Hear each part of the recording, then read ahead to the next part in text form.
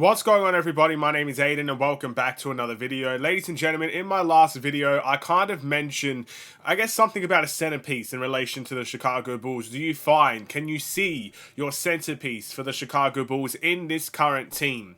And I didn't really get too much time, considering the video has to be under 10 minutes to reflect on that type of statement. So I want to bring it out more in this video, discuss it more, make it its own video and see where it goes. But before we get any further, if you liked the video and you want to see more from me, drop a like, drop a follow, and or subscribe if you are new. And let me know in the comments below your thoughts about the Chicago Bulls and whether or not you see any of these Bulls players as a building block, a centerpiece, a cornerstone, whatever you want to call it, the foundation of your team. Do you see that in this Bulls team, or do you not see that in this Bulls team? So essentially what I said was, if you look back at the last video, I talked about whether or not you could find that centerpiece with the Chicago Bulls in this team. If you can, then it's time to build around him. Use the trade targets, use the draft, use free agency, build around the centerpiece for the Bulls.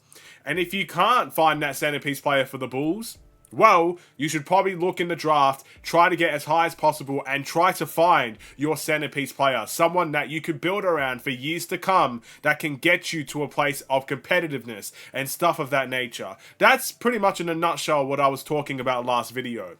So this video is going to talk about, well, do we have that centerpiece? And if not, where do we find it? Stuff of that nature. It's going to be very similar. But anyway, let's move on. So I guess to kind of give a definition of that centerpiece type of situation, it's kind of like your superstar player. Again, you look at Giannis Antetokounmpo with the Milwaukee Bucks, superstar, cornerstone. Luka Doncic with the Dallas Mavericks, centerpiece, cornerstone. You know, Nikola Jokic with the Denver Nuggets, centerpiece, cornerstone. All these players were selected by their own teams. All these players have grown into the centerpiece of their team that is respectfully being built around them. And that allows them to be where they are in the playoffs, ladies and gentlemen.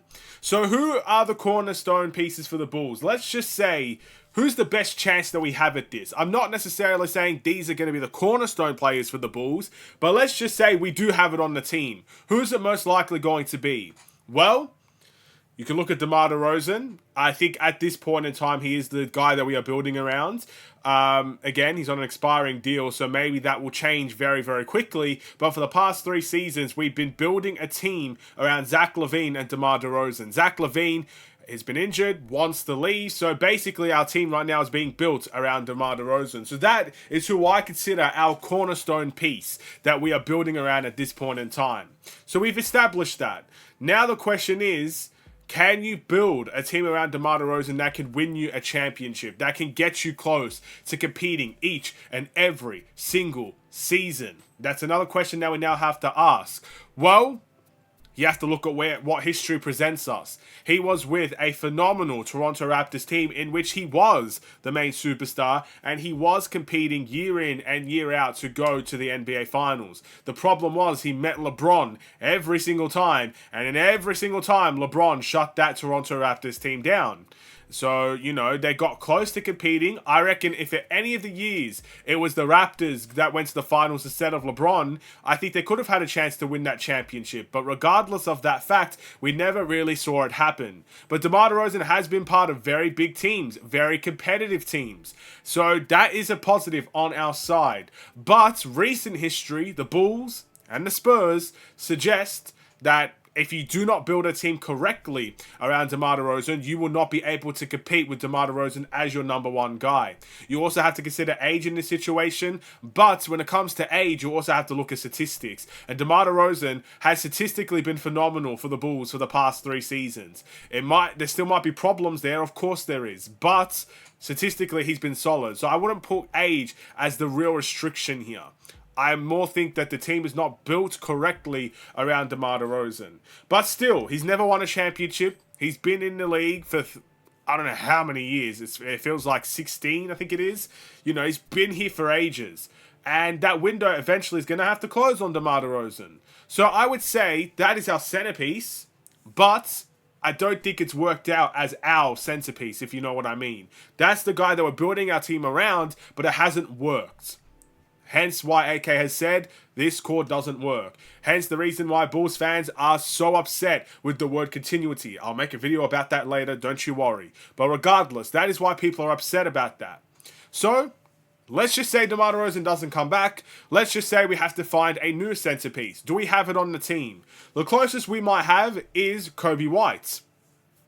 Averages around 19 points per game for the Bulls this season. Took a massive jump. Was second in the most improved category. If there's anybody that's going to be the next centerpiece for the Chicago Bulls, it would be Kobe White. So, you have to ask the same question. Will building around Kobe White give you a championship? That's the hardest question that I think we all need to really ask ourselves, because Kobe White is a fan favorite amongst Bulls fans these days. It's not been like that the entire time, but I think he's proven himself as a hard worker and proved himself with his improvements every season that he has proven to become a fan favorite, and people really admire the work ethic he's put into this game. It is as simple as that. But that is a really hard question to answer. And if you want me to give my honest answer, people might not like it. I think at this point in time, it's too early to call Kobe White a cornerstone piece. I know he's 4 years into the league. Guys like Luka, he's been in the league for what, 4 or 5 years now. Guys like Trae Young, 4 or 5 years now. So it's possible to be in the league for 3 to 4 to 5 years and be a cornerstone piece for a team. But I don't think Kobe White's reached that status just yet, and I think there is a possibility he may not reach that status as a cornerstone player. But we need to see more. Previously, last season, he took big steps. Can he take bigger steps next season? If he continues to improve and improve and improve, you might see Kobe White become that cornerstone piece for the Bulls. But until then, it's too early to tell, and I would lean more against picking him as a cornerstone piece. An underrated guy would be Ayo Dosunmu. He's taking mad steps every single season. He's definitely our most efficient player. He's a solid two-way player. You know, there could be a world where he does average 15 to 20 points per game, and he's doing it efficiently with defense on top of that. He's an underrated pick for a cornerstone piece. But still, underrated doesn't necessarily mean it's going to happen. There's still so much more to see. So I wouldn't put any of those guys as cornerstone pieces. So my kind of answer to this is that without DeMar DeRozan, we don't have our cornerstone piece. But with DeMar DeRozan not working with this Bulls team, essentially, that does beg the question, where are you going to find your cornerstone piece? That was the whole video yesterday, trying to find that cornerstone piece. Do we have it in this team? And my answer was, I don't think we do. I think Kobe White could be a very good second option for a team. I think he could be a phenomenal part of that. And by the way, second options get max contracts these days. That's really as simple as that. You look at every second option on a team, most of them are on max deals. So Kobe White can still get that max contract, can still be such a vital part to a team without being a first option. Ayo could be in a similar avenue. But I don't think we have a number one option on this team. I don't think we have a number one option that is worthy to go and get us to compete for championships. And that's why I suggested maybe going younger is the way to go. Maybe looking into the draft, trying to get high draft picks, trying to get your Luka Doncic, your Zion Williamson, your Nikola Jokic, your Giannis Antetokounmpo, your Trae Young, whoever it may be. Get your version of that. Get your superstar and build around them. I don't know if we have that yet. Maybe we will with Kobe White. Maybe we won't. But it's time to keep on looking and see what we can find. So, that's my question to you. Do we have our cornerstone piece? Who is it? Is it someone on this team? Is it someone we're going to find in the draft? Is it someone in free agency? Where is our cornerstone piece and how can we build around them?